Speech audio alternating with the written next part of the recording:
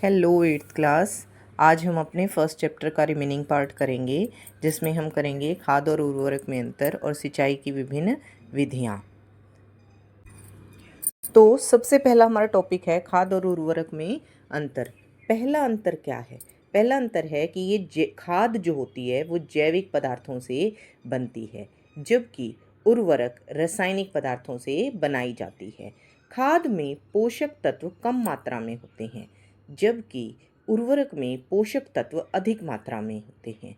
तीसरा अंतर है धीरे धीरे असर करती है, मतलब खाद का असर धीरे धीरे कई सालों के बाद तक आएगा, जबकि जो आपकी उर्वरक है ये तुरंत असर दिखाएगी, लेकिन इसका असर खत्म हो जाएगा एक बार असर दिखाने के बाद, इसलिए आपको उर्वरक बार बार डालनी पड़ेगी।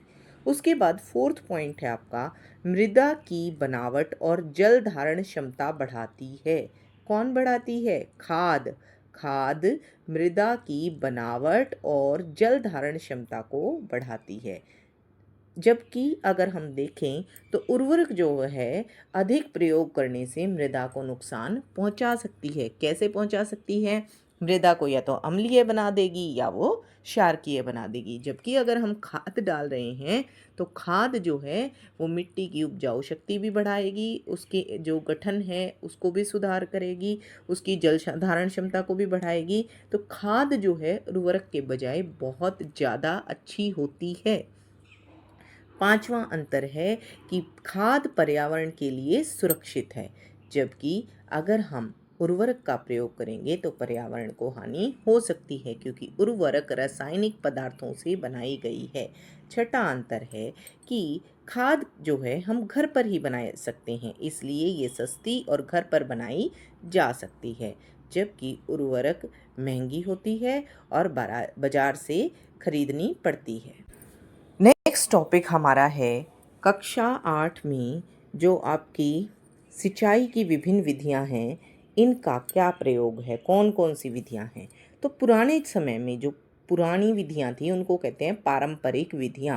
पारंपरिक विधियां जो है, पहली है मोट, इसको ऐसे लिखा जाता है, इसमें कंप्यूटराइज थोड़ा गलत आया हुआ है, मोट। दूसरा है चेन पंप, तीसरा है ढेकली, चौथा है रहट। तो सिंचाई की 4 पारंपरिक विधियां हैं, मोट, चेन पंप, ढेकली और रहट। उसके बाद हम करेंगे सिंचाई की आधुनिक विधियां।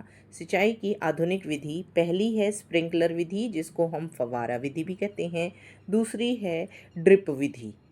पहली स्प्रिंकलर विधि जो है उसमें फुहारों के रूप में वर्षा की बूंदों की तरह पानी खेतों में डाला जाता है, जबकि ड्रिप विधि में क्या किया जाता है कि पानी बूंद बूंद करके पौधों की जड़ों तक पहुंचाया जाता है, जिससे पानी की बचत होती है।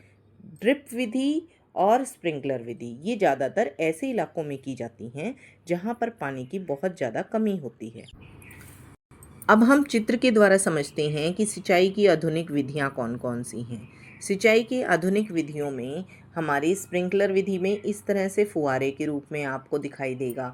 सारी खेत के अंदर हम जाल बिछा देंगे पाइपों का और उसमें फुहारे लगा देंगे, तो उसे कहेंगे स्प्रिंकलर विधि। अगर इस तरह से पाइपों का जाल बिछा हुआ है और यहाँ पर आपने छेद कर दिए हैं, पाइप में छेद कर दिए आपने जगह जगह पर, तो क्या होगा, वहाँ से बूंद बूंद करके पानी टपकेगा जहाँ पे पौधा है। तो इस विधि को हम कहते हैं ड्रिप तंत्र। तो आज के लिए बच्चों इतना ही। ये हमारे 2 टॉपिक मेन कवर हो गए हैं, एग्ज़ाम के लिए बहुत इम्पॉर्टेंट हैं, तो इनको बहुत अच्छे से याद करें। और अगर आपको अच्छा लगता है तो इसको शेयर भी करें अपने दोस्तों के साथ, इस वीडियो को, to motivate me. Thank you so much.